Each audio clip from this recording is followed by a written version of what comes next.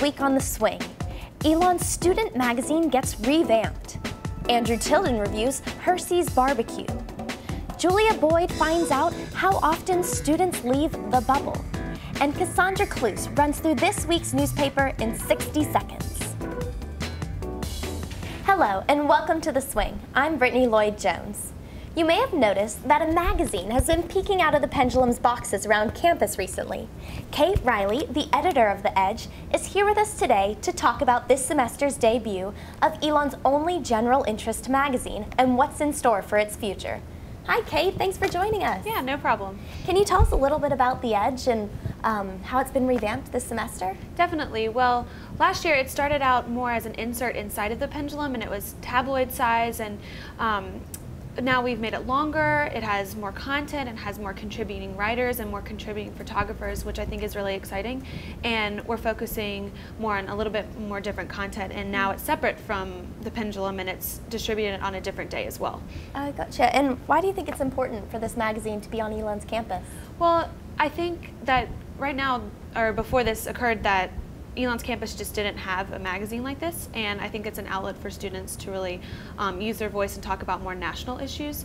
And I think that's something that being in the Elon bubble, as people call it, is really important. And specifically in the opinion section, there are a lot of really good stories about more national issues that don't often get talked about right here on Elon's campus. One certain one is religion in the public schools that is definitely a hot topic, but we don't often talk about. So there are two sides of the story shown by Elon students, which I think was really cool and shows that we really care and helps students form their own opinions. Gotcha. And what do you think's in store for the future of the magazine? Well, our next issue is coming out May 4th, I believe it is, and we're hoping it's going to be a little bit longer, 32 pages, and have glossy pages, so it looks more like a real magazine. So, and then 2 more coming out in the fall semester. So that's what we're looking at right now. Gotcha. That's so exciting. Thank you for coming and talking to us about it. Yeah, no problem.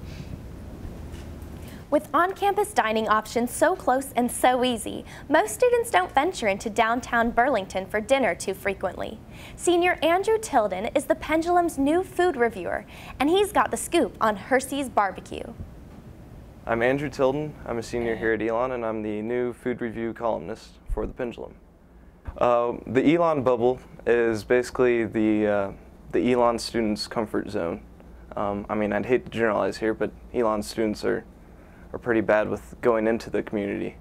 Say my goal is to persuade the Elon student to get out there and eat at these places and, I don't know, try something new. Well, I went to Hursey's this past week, and it's considered one of the best barbecue places in the state.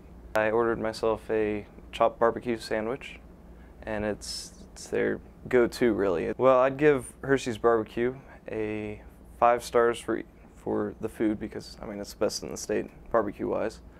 And as for the atmosphere, can't go wrong with it. It's nothing quite says North Carolina more than Hursey's barbecue, so it's 5 stars also.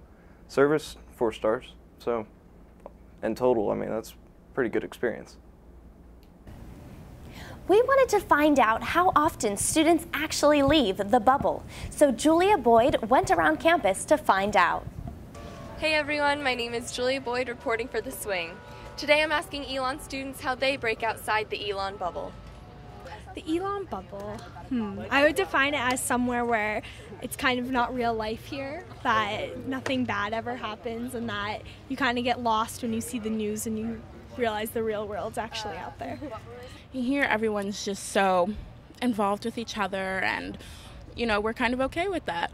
The Elon bubble is a small community of, I don't know, a lot of northeastern kids that live in the south.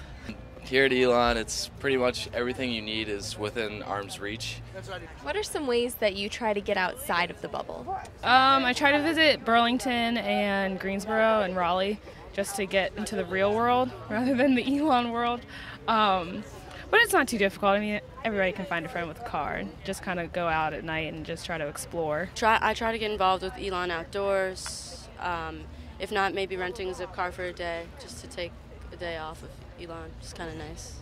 Well, personally, I do a lot of service outside of Elon, and I feel like that's a good way to get out into the community and really show that Elon is here for the community and help them out a little. Have you found any cool places in the surrounding area that you'd recommend to students? Yeah, there's this awesome mall down at Greensboro, down 85, and there's this awesome restaurant across the way with like barbecue, and then you can go shopping and pet puppies at the mall and all that stuff, so that was really fun. There's a really cool antique store all the way down Church Street called the Treasure House, and it's got a lot of very interesting people and a lot of very interesting stuff.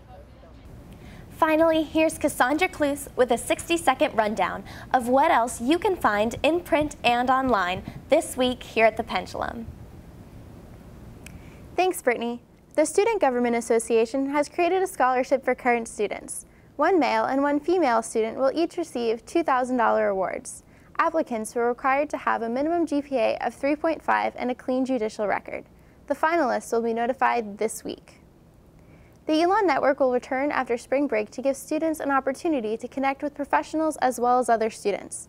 Each of Elon's schools will be represented at the student-led event and will be held from 6 to 8 p.m. Wednesday, March 28th in Alumni Gym.